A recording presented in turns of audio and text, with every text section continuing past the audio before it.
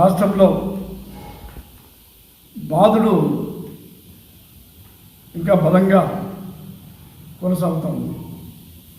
పేద ప్రజలను ఇబ్బంది పెట్టడం, పన్నులు ఇతరత్ర రూపేణ పేద ప్రజల నుండి డబ్బులు గుంజే దాంట్లో భాగంగా 1923లో ఎన్టీ రామారావు గారు ఇచ్చినటువంటి ఇళ్ళకు కూడా ఈరోజు 37-38 సంవత్సరాల తర్వాత ఆ డబ్బులు వసూలు చేసేటువంటి కార్యక్రమాన్ని మొదలుపెట్టారు.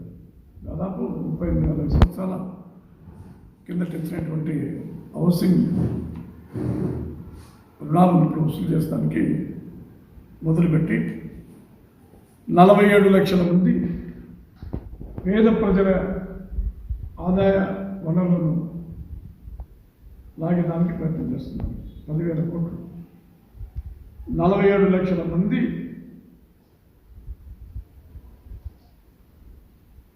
గృహ రుణాలు బకాయిలు ఉండేటువంటి వాళ్ళను ఇప్పుడు డిసెంబర్ 15 లోపల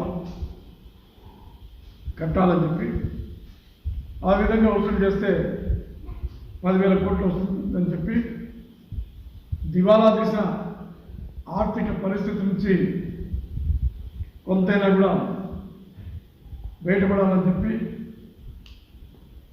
ఈ 10,000 కోట్ల రూపాయలు ఇదే పేద ప్రజలతో వసూలు చేస్తారు. అదే నవరత్నాలు కనిస్తారు. వసూలు చేసేది పేద ప్రజలతోనే, భారం పడేది పేద ప్రజలతోనే. ఇక్కడ తీసి అక్కడ ఇస్తారు. ఈరోజు నవరత్నాలకు డబ్బులు లేవు, అభివృద్ధి కార్యక్రమాలకు డబ్బులు లేవు, గుంతలు పుడిచేదానికి డబ్బులు లేవు. ఒకవైపు అప్పులు పుట్టడం లేదు, మరోవైపు చేసిన అప్పులకు డబ్బులు చెల్లించాలని చెప్పి ఒత్తిడి. దానికోసం మరొక కొత్త మార్గాన్ని ఎన్నుకొని 47 లక్షల మంది పేద ప్రజల నుండి 38 సంవత్సరాల కిందట బకాయి పడినటువంటి రుణాలను 10,000 కోట్లు 3 నెలల్లో వసూలు చేయాలని చెప్పి ఒక పథకం పనడం జరిగింది. ఈ సంవత్సరం డిసెంబర్ 15 లోపల డబ్బు చెల్లించాలి. గ్రామాల్లో అయితే 10,000, మున్సిపాలిటీ అయితే 15,000, నగరాల్లో అయితే 20,000. అంటే వన్ టైం సెటిల్మెంట్ అని దానికి పేరు పెట్టారు. ఇది విచిత్రంగా ఉంది. అసలు రుణం తీసుకునే సంగతి ఎవరికీ గుర్తులేదు.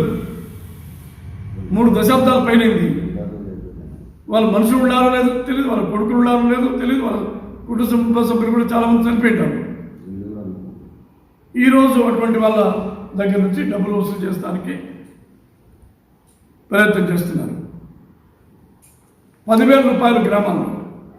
అదే అప్పుడు ఎప్పుడో 30-40 ఏళ్ళ కిందట ఉన్నటువంటి వాళ్ళు కాకుండా వేరే వాళ్ళు ఆ ఇంట్లో ఉంటే, అంటే కొనుక్కోవడమో లేదు వేరే విధంగా ఆ ఇంట్లోకి వేరే వాళ్ళు వస్తే కొనుక్కోవడమో, ఆక్రమించుకోవడమో, అద్దె తీసుకోవడమో, అంటే సొంతదారులు కాకుండా వేరే వాళ్ళు ఉంటే 10,000కు 20,000 కట్టాలి గ్రామాల్లో. మున్సిపాలిటీలో 15,000కు 30,000 కట్టాలి. నగరాల్లో 20,000కు 40,000 కట్టాలి. కడితే వాళ్లకు అప్పుడు తనఖా పెట్టినటువంటి పట్టా ఎలికిస్తాము, మీ పేరుతో రిజిస్టర్ చేయిస్తాము. అసలు ఎవరి పేరుతోనే పట్టా ఉంటుంది, ఇంకొకరు దౌర్జన్యంగా తీసుకుంటారు, వేరే రకంగా దాంతో ఉంటారు. పట్టాదారుడు కాకుండా ఇప్పుడు ఉన్నటువంటి వాడు డబ్బు కడితే వాళ్ళ పేరుతో రిజిస్టర్ చేస్తామంటే ఒరిజినల్ వ్యక్తి ఏం కావాలా? అంటే తగాదాలు కూడా, అంటే డబ్బులు వసూలు చేసేదానికి తగాదాలు పెట్టేదానికి కూడా చివరికి తయారైనారు. ఈ 47 లక్షల మందిలో దాదాపు 20 లక్షల మంది మారిపోయి ఉంటారు. ఒరిజినల్గా ఉండేటువంటి సంతానాలు ఉండరు. అంటే 20 లక్షల కుటుంబాలకు మీరు తగాదాలు పెడతారా? 40 లక్షల కోసము, 40,000 కోసం, 30,000 కోసము. అంతేకాదు ఏం చెప్పినారు జగన్మోహన్ రెడ్డి గారు? నేను అధికారంలోకి వస్తే 3 లక్షల వరకు హౌసింగ్ రుణాలు రద్దు చేస్తానని చెప్పినారు.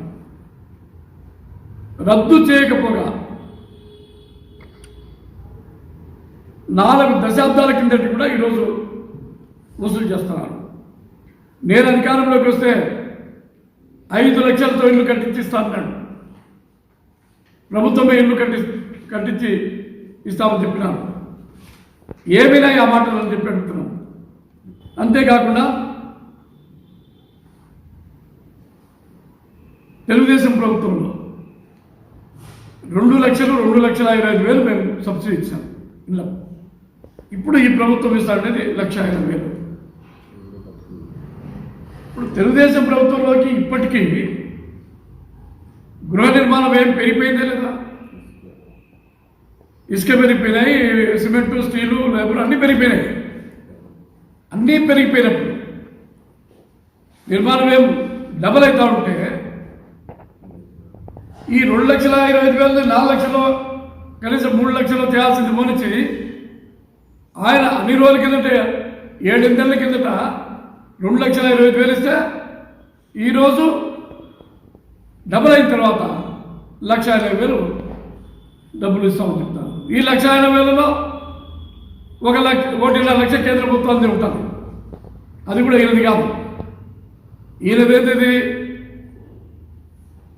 కేవలం ఉపాధి హామీ పథకం కింద లేబరు, ఆ లేబర్ పనిచేసేటువంటి డబ్బు మాత్రమే గవర్నమెంట్ పెట్టుకుంటుంది. అట్లుంది జగన్మోహన్ రెడ్డి గారు చేసే పని. నీదేందే ఆయనకి, నీదేమన్నా ఉందే ఆయన పెట్టుబడి ఇళ్లలో? ప్రభుత్వంలో ఏమైనా ఇస్తావా? ఖజానా నుంచి ఇస్తున్నావా? రాష్ట్ర ఖజానా నుంచి? అంటే ఏదో ఒక రకంగా మసిపూసి మారకాయ చేసి కేంద్ర ప్రభుత్వం ఇచ్చే డబ్బుని తరడప్పుగా చూపించి మళ్ళీ ఏదో ఆయన అంత ఇచ్చాడు. జగనన్న కాలనీలు, జగనన్న కాలనీ దానికి నీదేమైనా ఉందా? పెట్టుబడి ఏమైనా ఉందా?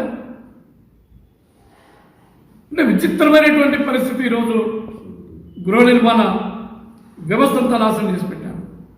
3 రకాల ఇల్లు ఇస్తామని చెప్పినారు. ఒకటేంది, మేమే కట్టించిస్తాము, తర్వాత సబ్సిడీ ఇస్తాము, మీరు కట్టుకోండి.